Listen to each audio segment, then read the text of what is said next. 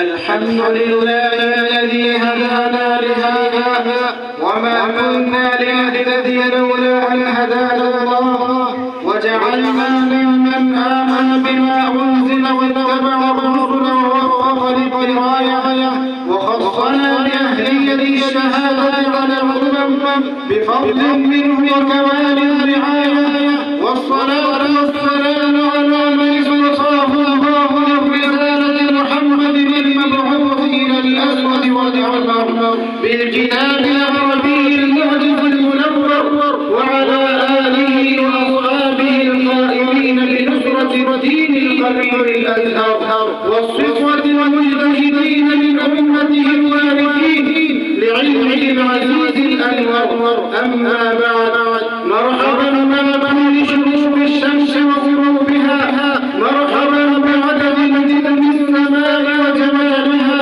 مرحبا حين تتلاطم الأمواج البحر بشواطئها. سلام الله يسلم كريمك، سلام الله يسلم كريمك، صلاة للعباد الخاشعين وما جادت بماء الإذن سحفا سقى الأشجار وزرت فينا. فبعد السلام والتسليم أشكر أولا رئيس الجامعة والمدير حيث أتاح لنا هذه الفرصة الذهبية، وأشكر أمراء النشاط جميعهم، وأشكر المدرسين الذين احتضروا جزاء من وقتهم الجميل، فشكرا والشكر أشكرهم تترى. شبان الجامعة الأثرية يشتغل طابورنا بفترات عديدة. الفترة الأولى معنا تلاوة آيات مباركات امتثالا لأمر رب العباد، حيث قال الله تعالى: وإذا قرئ القرآن فاستمعوا له وأنصتوا لعلكم ترحمون. فعليكم الاستماع والإنصات، فنترككم مع التلاوة بصوت قارئ أفتى بروحاني فليتفضل مجزيا من الشيطان الرجيم. بسم الله الرحمن الرحيم. ألف لام ميم. تلك آيات الكتاب الحكيم، هدى ورحمة للمحسنين الذين يقيمون الصلاة ويؤتون الزكاة وهم بالآخرة هم يوقنون.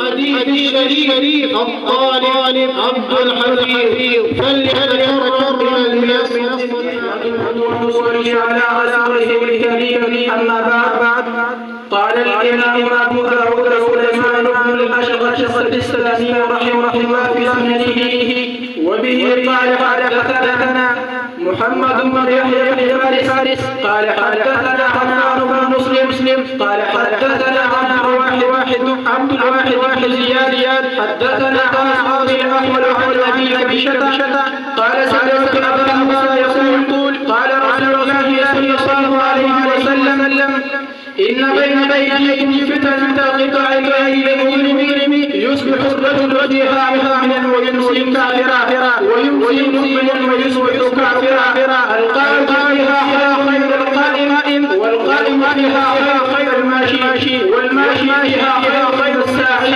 قالوا فلما تناظرون؟ قال فأحلى التفصيل لما الفرصة لأخينا الفاضل عباس أحمد فليتفضل مع معرفة الشكر والامتنان. السلام عليكم ورحمة الله وبركاته.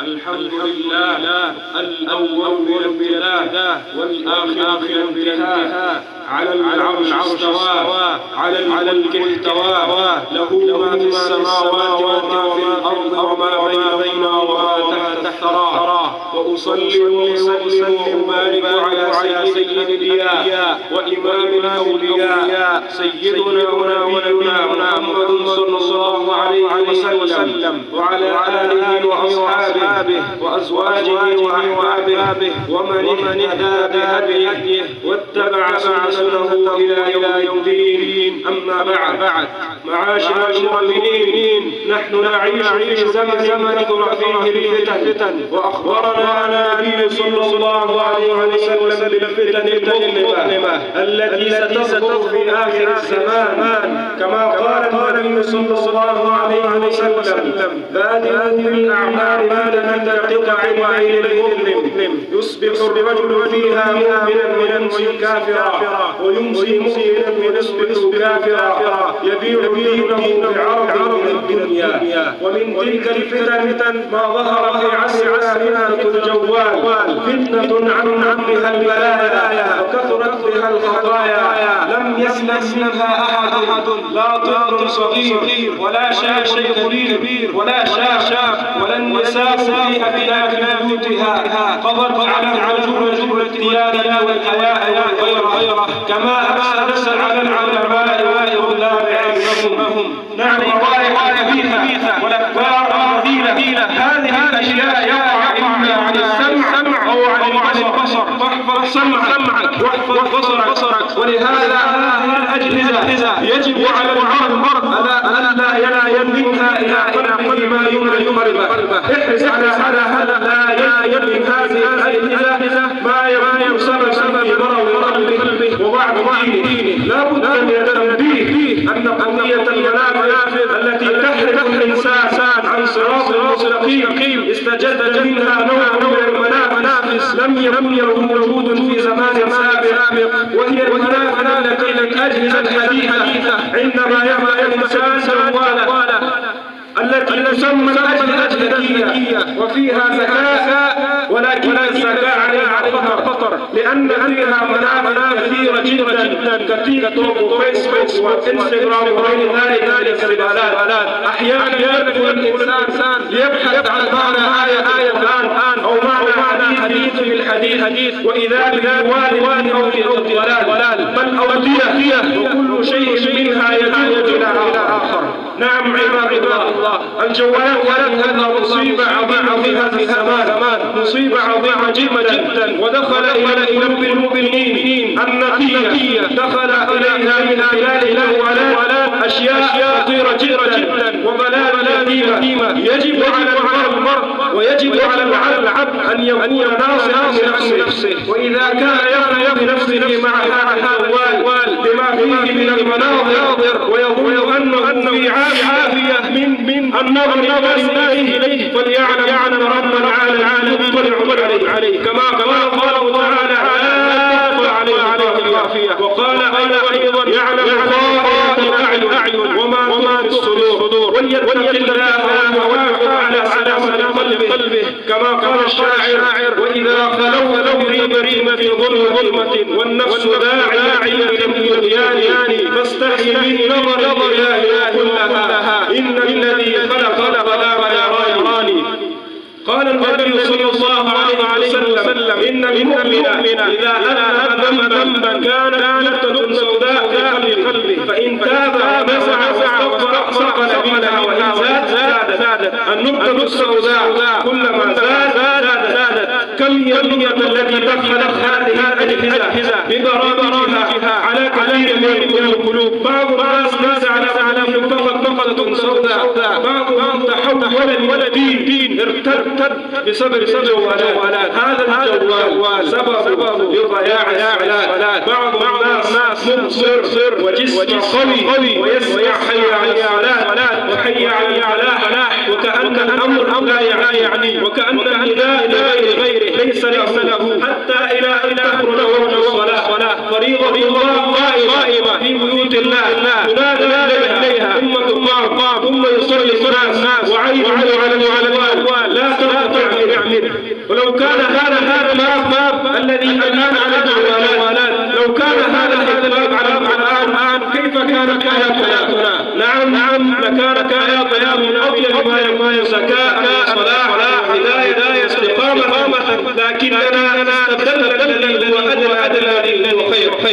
هذا عد ذلك العلماء في عصرنا أكبر مانع من العلم، فلهذا يجب على العلم ألا يستفتح هذا الجوال إلا للضرورة، ويجب على الناصح لنفسه أن يعلم هذا الذي في يده سيسأله الله تبارك وتعالى عنه يوم القيامة في كل كلمة كتبها أو صوت نقله أو منظر رأى أو شائعة تقبلها أو شرحها أو ذلك، فإن كل ذلك داخل عمل المرء الذي يحاسب عليه يوم الله ويقضي إليه جل في علاه.